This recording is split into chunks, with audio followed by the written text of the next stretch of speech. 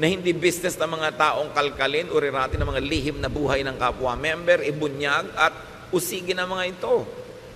Ang mga personal na bagay na ginagawa ng isang tao ay pananagutan niya personal sa Diyos. Nananagot lang tayo publicly kung ang ginagawa natin publicly and directly affect people's lives in a negative way. Pero ang nangyari sa mga tao na pupunta sa temple, sa synagogue at ngayon sa church, nilalagay sila sa ilalim ng microscope, laging sinusuri, pinupulis, binabantayan, at ibinubunyag, ipinapahiya, pinagchichismisan, pinagpepiestahan. Bakit ka pa nag-church kung ganon din lang ang mapapala mo? Kaya ang gusto ng Panginoon, ituwid ang napakarami mga kalikuan na tumigas na ng tumigas sa pagtagal ng panahon. Dumating siya upang ituwid ang maraming mga bagay na nagpapahirap sa mga taong lumapit sa Diyos at maging makadiyos. Halimbawa, nung ang mga mananampalatayang Hudyo ay naging mga Kristiyano at meron naman mga Gentile people na naging Christian din, gusto na naman silang pahirapan ng mga Jewish Christians. Acts 15:3-5. The men who were sent by the church went through Phoenicia and Samaria, telling how the Gentiles had turned to God. This news made the Lord's followers very happy. When the men arrived in Jerusalem, they were welcomed by the church, including the apostles and the leaders. They told them everything God had helped them do, but some Pharisees had become followers of the Lord. They stood up and said, Gentiles who have faith in the Lord Jesus must be circumcised and told to obey the law of Moses. So yung mga Pharisees na dating mga sobrang relihiyoso, nagpapahirap sa kapwa nila Jew, naging mga Christian yung iba. At ngayon, ini-import nila into Christianity yung mga dating kaugalian ng Judaism na nagpahirap nga sa kanila noon. Kaya sabi nila, tuwang-tuwa kayo na naging mga Kristiyano yung mga Gentile. Nagpatuloy na ba sila? Kailangan i-circumcise sila kahit matatanda na sila kasi yan ang requirement ni Moses. There's a problem here. What these Christians now were doing was to accept Jesus and the religious cultural baggage of the messenger. So sabi nila, hindi lang si Jesus na dala-dala natin ang dapat nilang tanggapin, ang atin di mga dati ng mga kaugalian bago pa dumating yang si Jesus, kailangan tanggapin din nila. Acts 15:6-9. The apostles and church leaders met to discuss this problem about Gentiles. They had talked it over for a long time when Peter got up and said, My friends, you know that God decided long ago to let me be the one from your group to preach the good news to the Gentiles. God did this so that they would hear and obey Him. He knows what's in everyone's heart. And He showed that He had chosen the Gentiles when He gave them the Holy Spirit, just as He had given His Spirit to us. God treated them in the same way that He treated us. They put their faith in Him, and He made their hearts pure. Nilinaw ni Pedro, ako ang tinuruan at inatasan ng Panginoon na unang magturo sa mga Gentiles. At nakita natin, nasaksihan ko at sinabi ko na sa inyo, kung paano tayo minahal ng Diyos, ganun din lang minahal ng mga Gentiles. Yung binigay sa atin na speaking in tongues, binigay din sa kanila. Yung baptism of the Holy Spirit, binigay din sa kanila. So, ginawa ng Panginoon yon, at dahil sa pananalig ng mga Gentiles na ito, ang puso nila ay nilinis. Anong naganap dito? Napakahalaga mga kapatid. They meet and discuss the matter because that matter was not covered by Scripture nor by precedent. May naganap at nagaganap sa kanilang pananalig na hindi covered ng mga dati na nilang scriptures kasi walang ganong nangyari nung unang panahon. Gentiles becoming believers. So, wala silang mapagbabasihan na verse kung paano sila makikidil. So, nag-meeting sila at pinaandar nila ang kanilang God-given intelligence. Pinaandar nila yung principle of love, principle of acceptance ni Jesus, at naka-formulate sila kung anong dapat gawin dahil nga wala silang verse na pwede pagbasihan. So, pinagana nila ang kanilang intelligence. Now, the believers would not be tied down and limited by their existing and old scriptures because it did not cover this new kind of occurrence. Experience and reason would be used to tackle current issues. At sa pagpapatuloy ng naganap, Acts 15:10-11, Now why are you trying to make God angry by placing a heavy burden on these followers. This burden was too heavy for our ancestors, but our Lord Jesus was kind to us, and we are saved by faith in Him, just as the Gentiles are. So here, the leaders who are enlightened were trying to make it clear that they were saved by faith, not by circumcision. Therefore, the Gentiles are also saved by faith, not by circumcision. So why require such a surgical procedure to men who are already quite of age? So Peter and the group couldn't count the matter as needless and an irrelevant burden. Hindi na kailangan yan, pampabigat lang yan ang buhay at pampahirap sa mga tao para lumapit sa Diyos. Acts 15:19. And so, my friends, I don't think we should place burdens on the Gentiles who are turning to God. Conclusion, let us not turn them into Jewish Christians, being Gentile Christians would do. Hindi na kailangan na sila ay culturally gawin nating Hudyo. Yung culture nila, pwede na nilang ituloy, na naging Kristiyano sila, huwag na natin palitan yung kultura nila, pati yung kanilang mga asal at gawi. So they would update church culture and make the faith user-friendly. Pinapadali nila, hindi pinapahirap. Yung iba gustong pahirapin eh. Para bang fraternity, kailangan may hazing muna, pahirapan ka muna bago kita maging brad. Parang yung mga asosasyon ng mga PhD, kailangan pahirapan muna kita, kailangan muna mag-thesis defense bago ka masama sa aming mga doktor. Kaya ang thesis defense sa Pilipinas, ang hirap-hirap parang ayaw kang pasalihin ng mga PhD na sa kanilang hanay.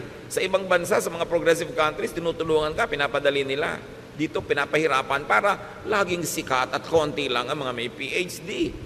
So ganun din yung mga maraming relihiyoso, pinapahirap nila para maangat sila, pinapakonti lang nila yung pwedeng mapasama sa kanilang mga hanay. They focus on being formal, not on being spiritual. At yun ang binabago ng mga Kristiyanong pinag-aaralan natin. Ngayon, balik tayo sa ating original topic. Ang Panginoon na kinikriticize niya yung mga religious practices of His time.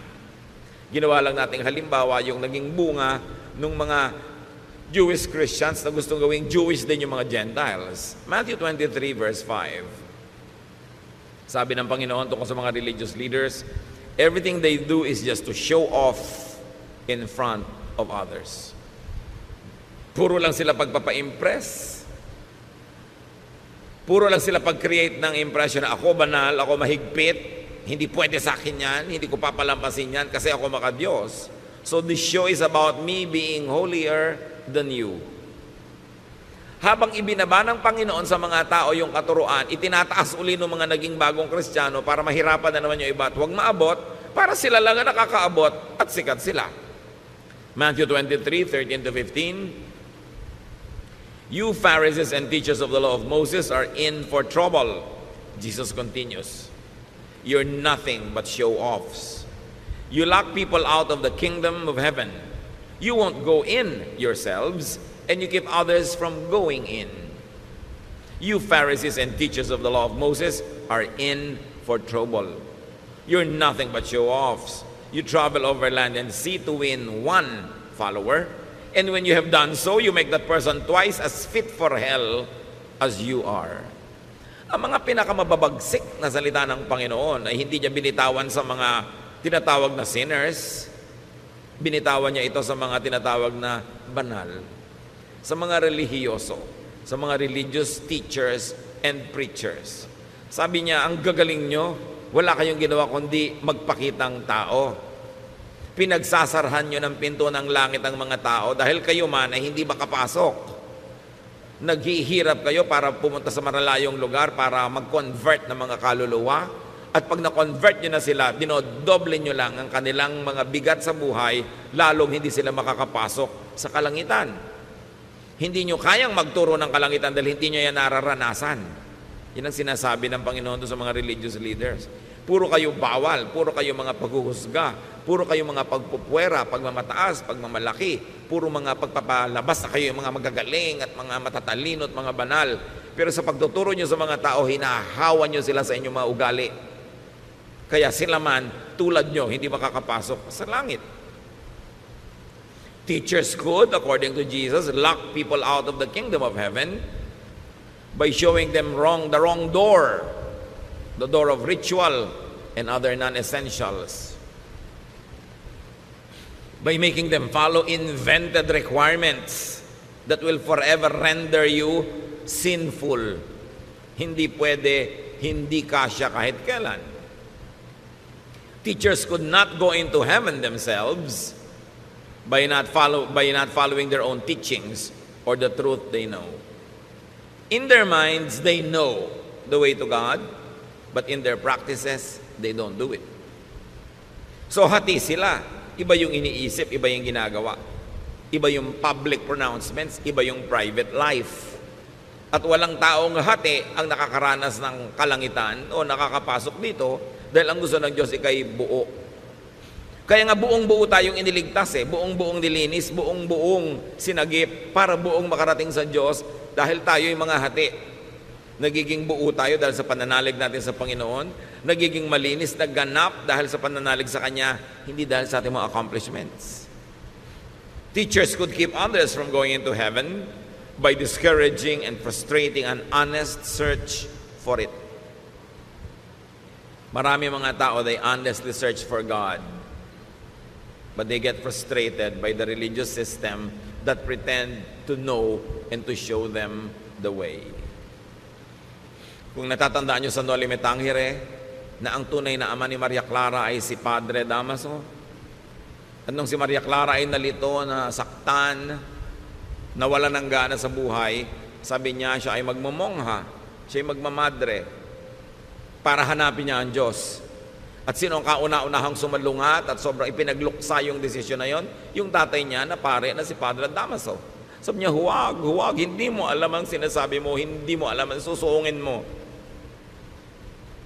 Dahil kung merong nakakaalam kung saan patungo ang mga religious teachings, dapat religious leaders.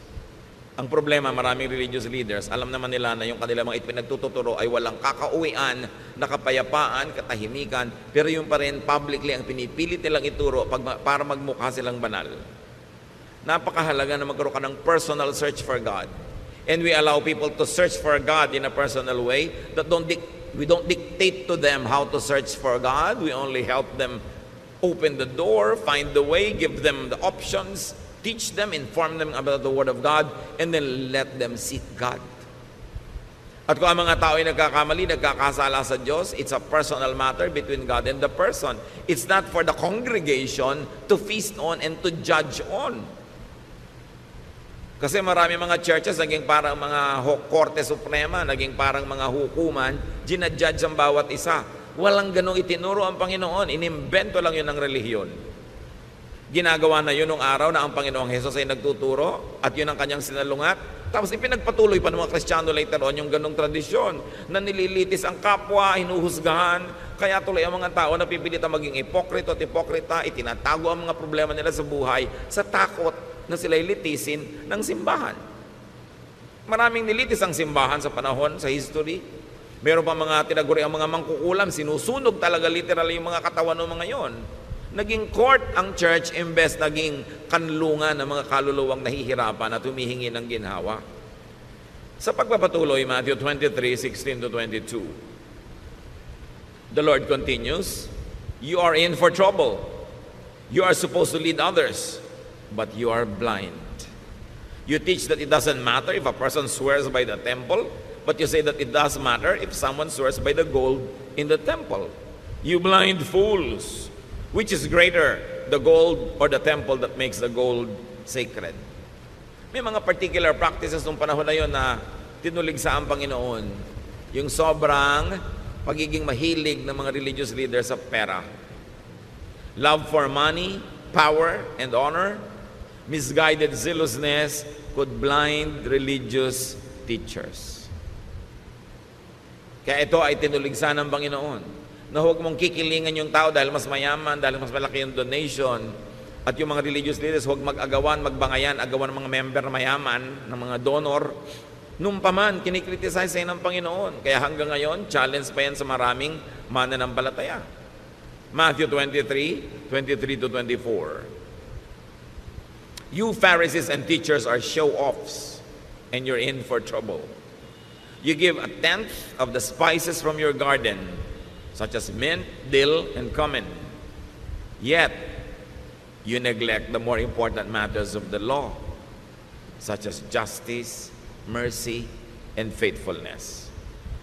These are the important things you should have done, though you should have not left the others undone either. You blind leaders, you strain out a small fly, but swallow a camel. So puro kayo pakitang tao.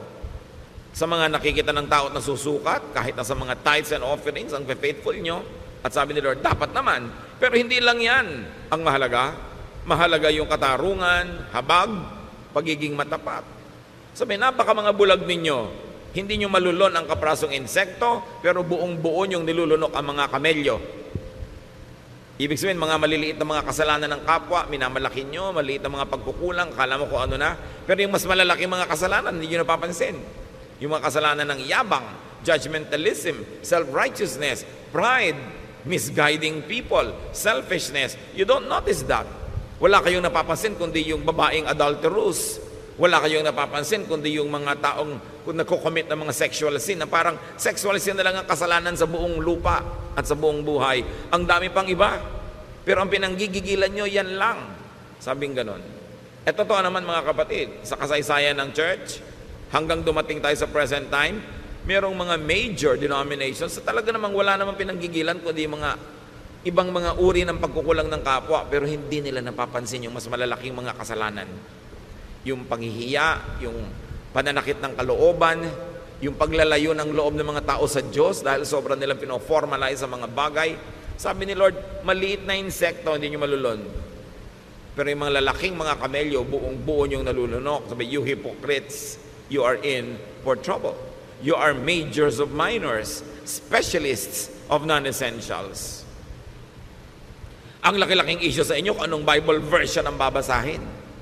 May version pang kaisa-isang tama at lahat na ibang version hindi na. Saka naman nakakita ng ganon. E paano bago na-imprenta yung version na yan? Di wala palang totoong Word of God. Sobra kayo nagmamalaki ng mga issue. Pinapalaki nyo ang loob, pinapayabang nyo ang inyong mga member na tayo ang tama, wala nang iba. Ang version na binabasa natin ang tama, yung kanila wrong. Tayo lang ang saved, sila hindi. Tayo lang ang papakasalan ni Kristo, sila audience. Sabi, binubulag nyo ang mga tao para maging mayabang na member ng inyong kongregasyon. Na kami lang ang tama. Ang tingin tuloy sa iba, demonic. Ang tingin sa iba, mali. Nagiging pala, hiwalay tuloy at mga separatist. Flankers in major subjects like justice, mercy, and faithfulness. Pero ang gagaling magtalumpati, buhay na buhay pa hanggang ngayon ang mga tinutuligsa ng Panginoon noon. Dapat nating ibukas ang ating mata at isip at makita natin kung ito ay umiiral at nagaganap sa iba't ibang lugar at huwag tayong makisangkot, makisali at tulungan sa ganito mga tao na pahabain ang problema na noong pa man ay nilulutas na ng Panginoon. Self-righteousness, religious separatism, judgmentalism, pagbungkal at pag-ungkat sa mga lihim na buhay na mga tao. Tulad ng babae who was caught in adultery. Alangan mang she was committing adultery in the streets. She probably was doing it in her own home, in her own house. And that people entered that house and dragged her out. Nung dinala sa Panginoon, gusto nilang batuhin. Hindi naman ipinabato ng Panginoon. Sabi lang niya, o sige, yun na lang perfect sa inyo, yung walang kasalanan, magsimula nang bumato. Although it was required by the law of Moses to kill that woman by stoning her. But the Lord said, di ba? Sabi ni Lord, I am the light of the world. Kaya ako dumating para tapunan ng liwanag yung mga religious baggage ninyo na ginagawa kayong mga malulupit sa kapwa.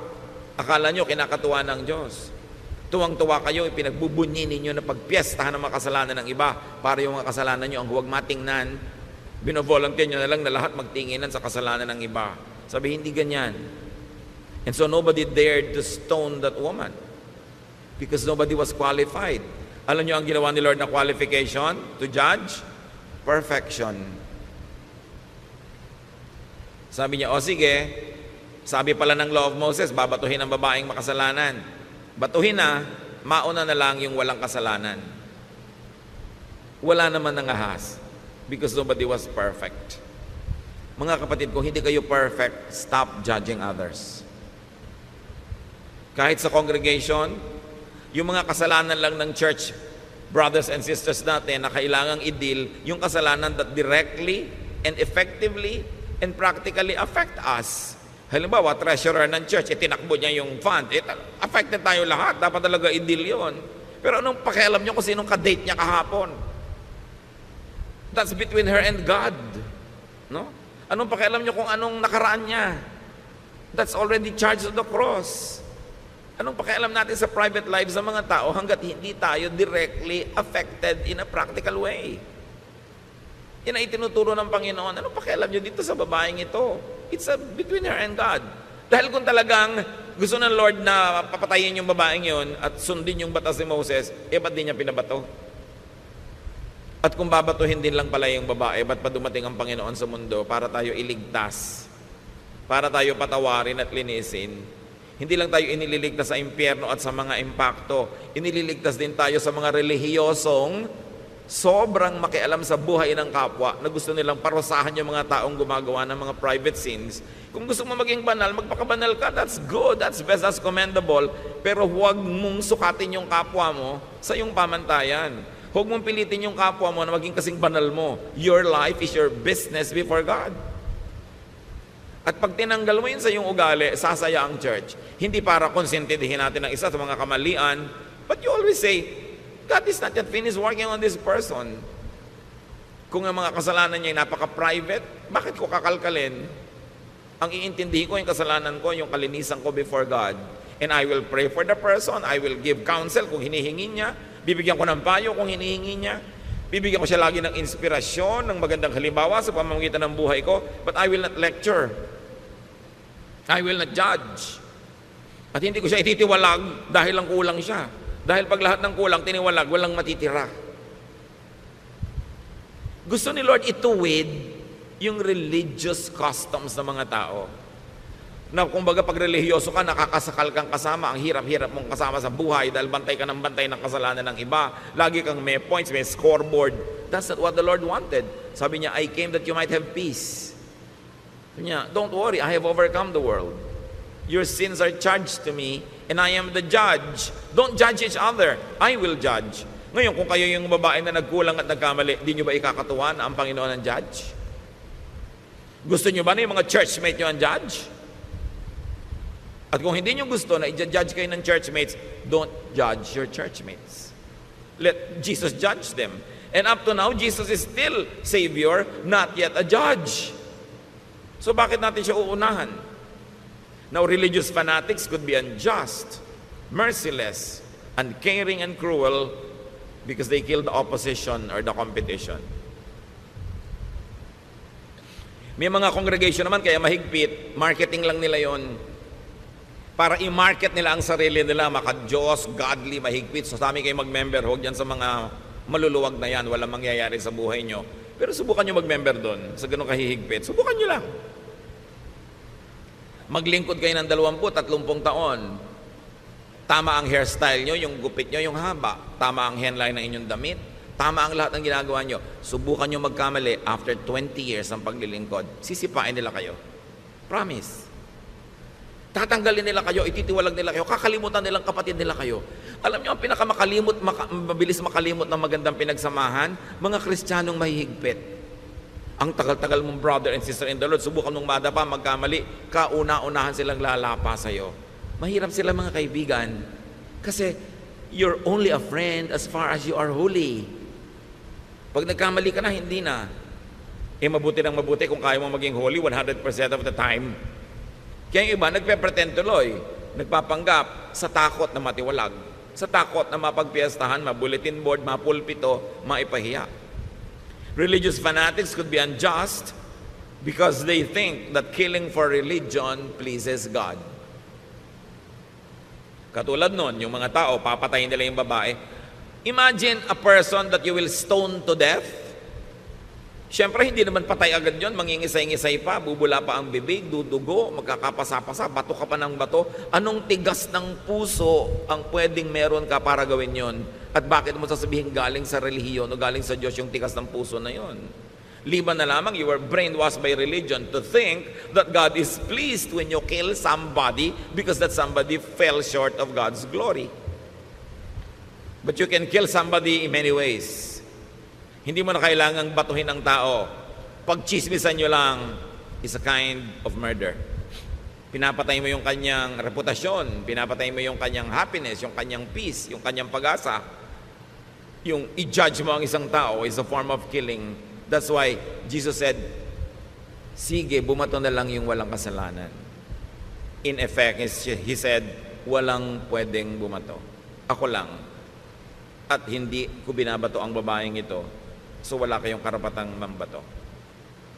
Teachings can sometimes treat people only as executors and tools of religious doctrine, not as beneficiaries. Nandiyan ka lang dahil kasangkapan, gagamitin, maglilingkod ka. Pero oras na ikaw na yung nangailangan at nagkamali at kinapos ng kabaluwalhatian, isusuka ka na para kang isang basura. You know? Yan ang kinikritisize ng Panginoon. Religions that are big on small things, but are small on the big things that matter. Kaya tingnan ang ugali at ang asal ng isang tao, hindi kung anong version ng Bible ang binabasa niya. Tingnan yung climate ng pagmamahalan, pagsasamahan sa isang kapatiran, hindi kung ano yung uri ng mga kantang kinakanta nila o kung gaano kahahaba ang kanilang mga palda at buhok. Yan ay sinusukat sa ugali, sa pagkatao, sa epekto sa iyo ng pag-aaral ng salita ng Diyos. Matthew 23:25 to 28. You Pharisees and teachers are show-offs, and you're in for trouble. Jesus continues. You wash the outside of your cups and dishes, while inside there is nothing but greed and selfishness. You blind Pharisee, first clean the inside of a cup, and then the outside will also be clean. You Pharisees and teachers are in for trouble. You are nothing but show-offs. You're like tombs that have been whitewashed. On the outside you are beautiful, but inside they are full of bones and filth. That's what you are like. Outside you look good, but inside you are evil and only pretend to be good. Can you imagine these words coming out of the mouth of the Son of God? Sabi, akala nyo ang gaganda nyo, ang lilinis nyo, ang gaganda ng costume nyo, taman-tama ang mga haircut nyo, ang inyong mga style, pero mga bulok kayo sa inyong mga kalooban. Dahil puro pakitang tao lang ang inyong relihiyon. Hindi kayo marunong magmahal, hindi kayo marunong umibig. Napakalulupit ninyo sa mga taong itinuturing ninyong kulang sa kabanalan. So there's form more than substance. There's appearance more than truth. Therefore, it results in internal division, disunity, discord, and oneness. Therefore, there will be no heaven in such people's lives.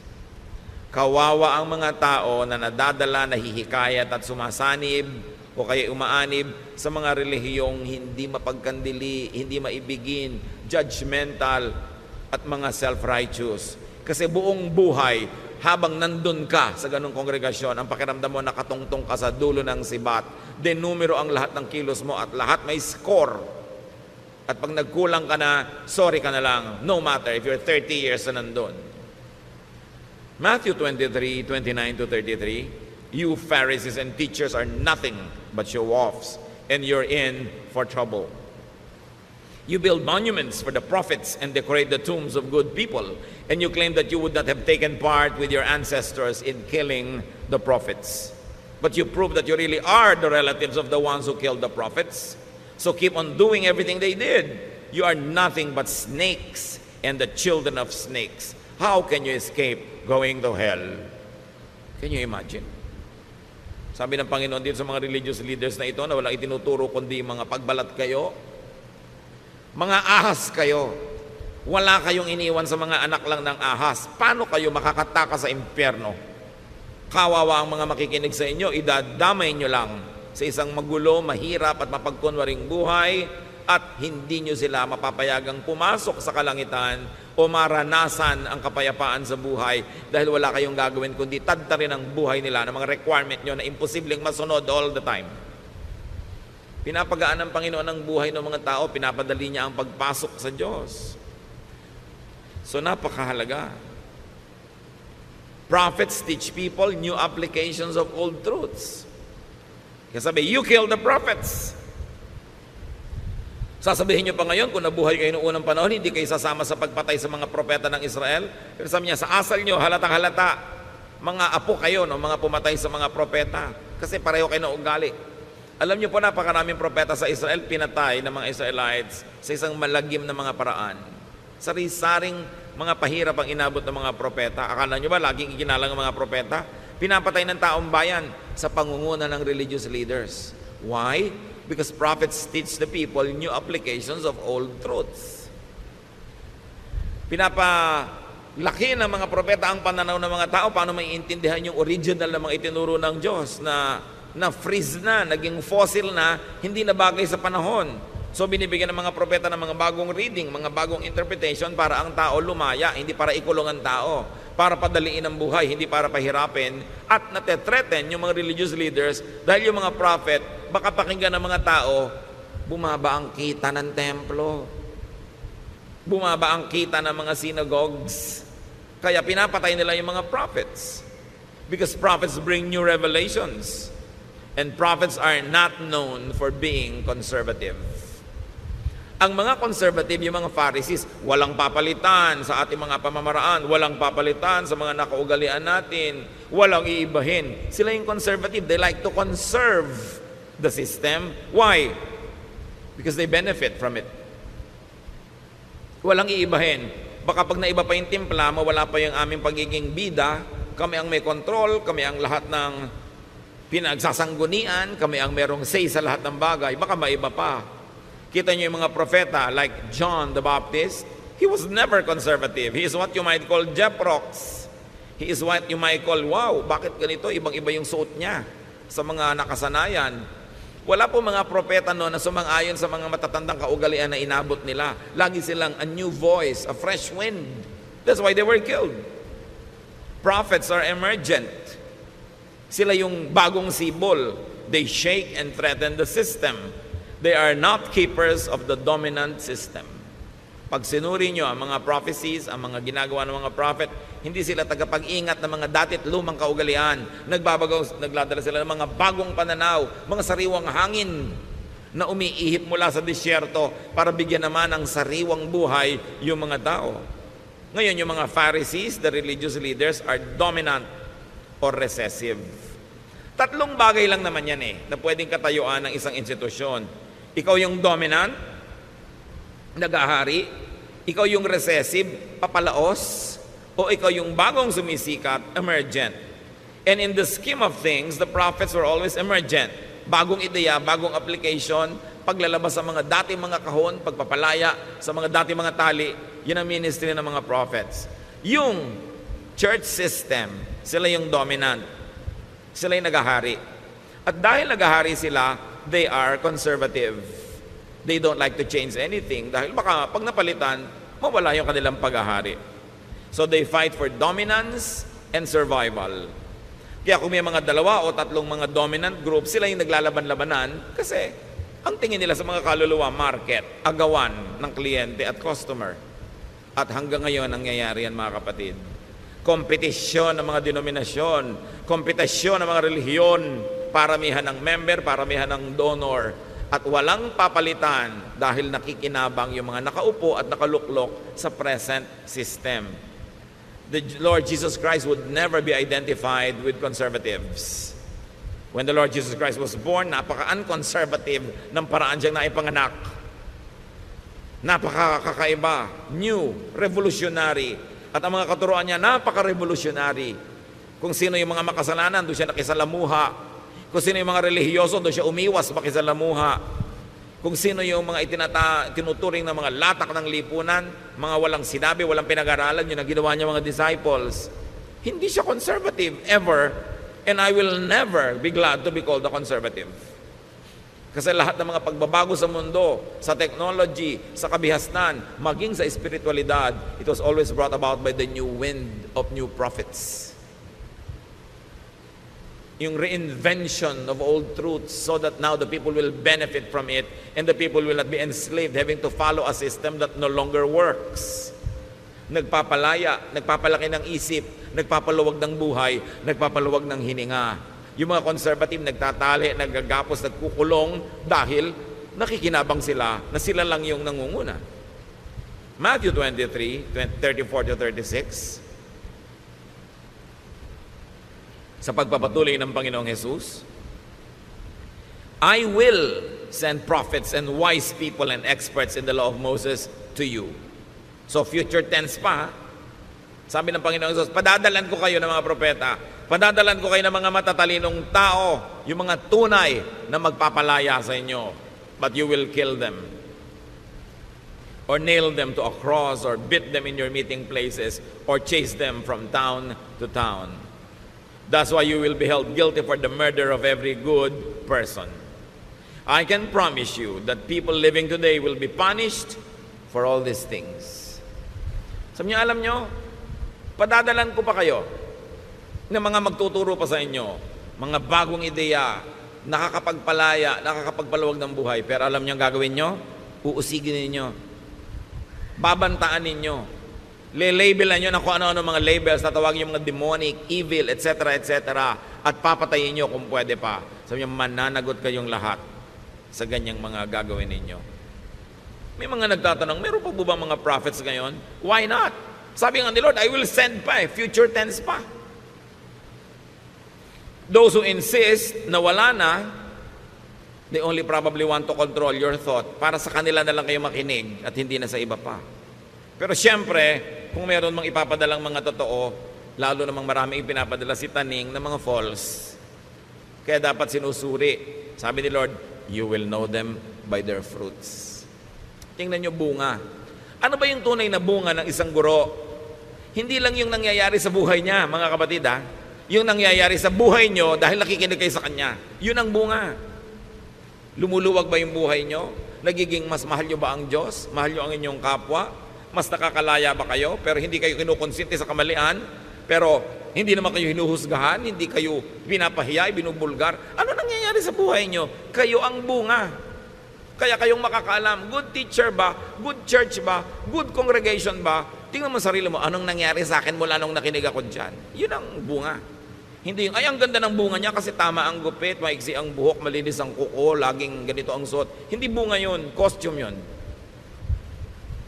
Ang bunga is, how are you affected by the teaching?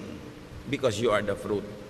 So ang tanong, may mga Pharisees pa ba ngayon? Natural, marami. At ayaw nila sa mga false prophets. And listen, ayaw din nila sa genuine prophets. Kasi gusto nila, sila lang ang papakinggan. Sila lang ang hinirang ng Panginoon. Ang version lang nila ng Bible ang tama. Ang teaching lang nila ang totoo. Ang church lang nila ang i-honor ni Lord. Maniniwala pa ba kayo sa mga panahon na ito sa ganyan mga kagilagilalas na kasinungalingan? Marketing yan. Gusto nila, sila lang ang ligtas, sila lang ang totoo, sila lang ang tama.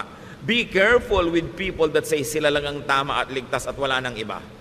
Yan ang talagang mark, pinakamalaking mark ng kulto. Yung solohin mo ang Diyos, sa'yo lang sila, wala na sa iba. Tatakutin mo yung member mo, kahit gusto-gusto na umalis. Pag umalis ka sa amin, matatagal ang kaligtasan mo. Hello? Dapat mag-isip na ang mga tao. Tapos na ang panahon ng kamangmangan. Ang Biblia ay nababasa na ng lahat ng tao. Napakarami na natin pwedeng malaman kahit na hindi ka mag-Bible school sa mga internet. Although, hindi mo papaniwalaan lahat na babasa mo. Dahil kahit mga sinungaling, nakakapag-post doon. Pero marami ng accessible knowledge, hindi na solo ng mga experts. Kaya ang tao ngayon hindi na mangmang. Hindi na pwedeng dinadaya-daya dahil ang tao marunong mag-isip para sa sarili. At panahon naman para gawin na yon. Dapat ang tao marunong mag-isip para sa sarili. Matthew 23:37-39. Jerusalem, Jerusalem, your people have killed the prophets and have stoned the messengers who were sent to you. I have often wanted to gather your people as a hen gathers her chicks under her wings, but you wouldn't let me. And now your temple will be deserted. You won't see me again until you say, blessed is the one who comes in the name of the Lord. Sabi ni Lord, naku Jerusalem, napakarami mong pinatay na prophet. Napakarami mong binato na mga lingkod ko na ipinapadala sa iyo. Hindi ko malaman yung mga iba kung bakit sobrang napalaking big fans ng Jerusalem. Samantalang si Lord mismo nagsasabi, Jerusalem, napakarami mong kasalanan.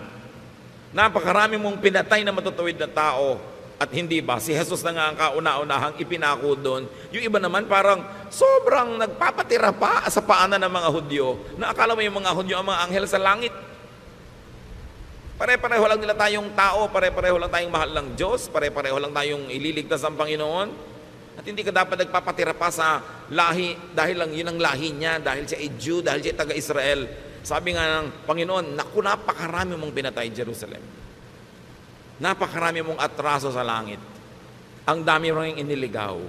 Hindi naman natin siyempre magkakaroon tayo ng negative feeling sa mga taga roon, pero huwag ka namang magpa-atsoy at magpa-atsoy sa kanila dahil lang Jew sila. Pare-pareho tayong anak ng Diyos at iniligtas ng dugo ni Kristo. Dapat may dignity ka rin sa iyong racial identity. Hindi agad-agad mo isinusuko dahil taga-Israel ito, taga-Israel yun. Mahal ng Diyos ang lahat ng tao. At sino man ang susamba sa Kanya at maglilingkod ay mamahalin niya.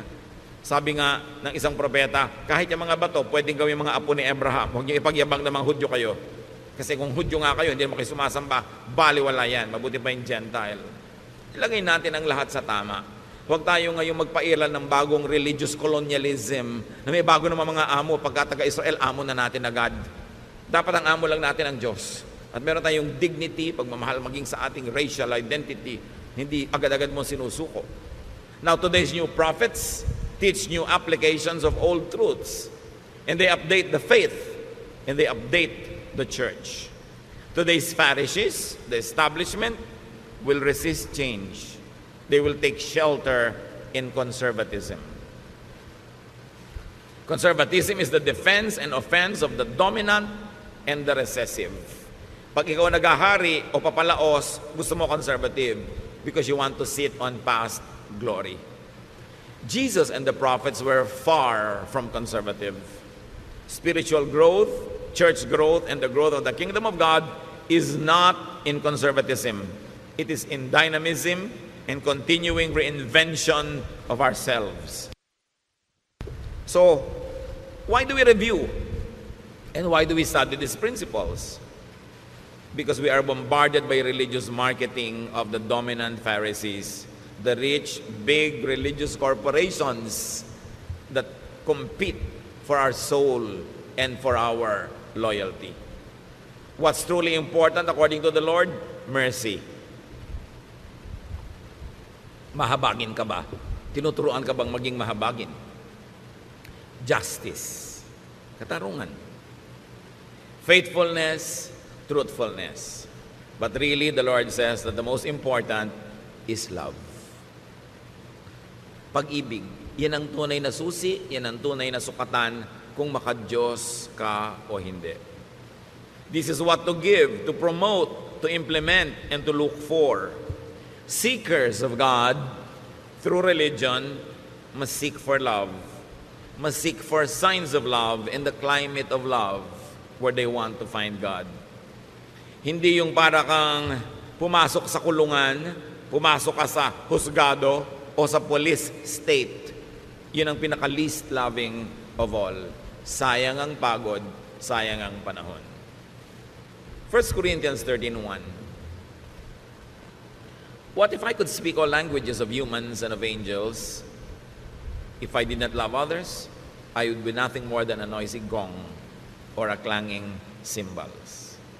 Sabi, ano ngayon, kung marunong ko mag-speaking in tongues, na minamalaki nung araw sa Corinthians yan, sabi ko, hindi ako maibigin, baliwala yan. Para lang akong ingay na walang katuturan. Sabi niya, of course, others there, if I do not love others, others means the other. Yung hindi ikaw, yung hindi mo kamuka, yung hindi mo kagrupo, loving the other. Love others. Without love, religious eloquence is meaningless. 1 Corinthians 13:2. What if I could prophesy and understand all secrets and all knowledge? And what if I had faith that moved mountains? I would be nothing unless I loved others. So all the seminary education, all the PhDs, all the experience in ministry, without love, prophecy, knowledge, and faith are meaningless. Love pa rin. Hindi nyo hinahanap yung strict church ba ito? Doctrinal ba ito? Ang hahanapin nyo, loving church ba? At ang dadalhin nyo sa church, love din. Kung gusto nyo maging loving yung climate, love ang dadalhin ninyo. Hindi yung mga kabaligtaran nito. We all contribute in creating a climate in the fellowship. 1 Corinthians 13:3, what if I gave away all that I owned and let myself be burned alive? I would gain nothing unless I loved others. Yung mga unloving churches, minamaliit, nililibak nila yung word na love. Pag sa kanila yung love, hippie yan, durog yan, durugista yan, yung mga ano yan, mga wala yan, mga pasaway yan. Sa kanila ganoon na ibig sabihin ng love eh. Minamaliit nila yung word na love. Akala nila yung love yung pagiging careless, pagiging bangag, pagiging lasing. In-associate nila sa mga make love, not war noong mga 1969, 1970. Iniiba nila para lang bulagin yung mga tao about the meaning of love. So ngayon, sabi, hindi kami loving, we are strict. But the point is, Jesus says the most important is love. And love does not mean maging hippie ka o maging drugista ka o maging careless ka o immoral. Huwag nating papababain ang ibig sabihin ng love. Love is understanding your fellow men, giving them time to grow and not judging them while you are continuously praying for them and helping them. That's what love is all about. Without real love for people, charity and sacrifice are nothing. So religious eloquence, religious brilliance, and religious giving are nothing when not done in love and for love of others. For what else could this be done? Halimbawa, charitable ka, eloquent ka, you could also do it for love of self, for self-promotion and self-preservation. 1 Corinthians 13:4-7. Love is kind and patient, never jealous, boastful, proud, or rude. Love isn't selfish or quick-tempered. It doesn't keep a record of wrongs that others do. Love rejoices in the truth, but not in evil. Love is always supportive, loyal, hopeful, trusting. So love doesn't keep a record of wrongs that others do. Keep that in mind. Religious zeal, especially self-righteousness, judgmentalism, and congregationalism could oppose love. 1 Corinthians 13:8-10. Love never fails. Everyone who prophesies will stop. So mawawala ng halaga yung mga prophets at prophecies.